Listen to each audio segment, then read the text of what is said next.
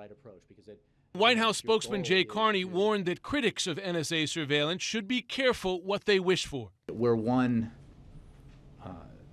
attack away from assessments about what went wrong in our intelligence capabilities and collections. The work that's being done here saves lives.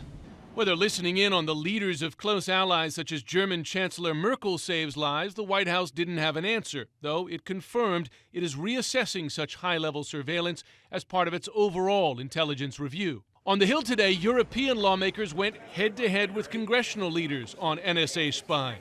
The head of the delegation told me their discussion was frank. You had a very stern message to deliver.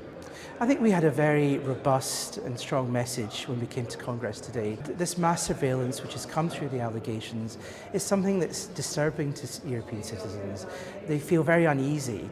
They don't know why it's happening, why our strongest ally is doing it. And today they had more to talk about regarding Spain, where the NSA reportedly collected data from some 60 million phone calls in 30 days, leading to one more U.S. ambassador summoned to explain.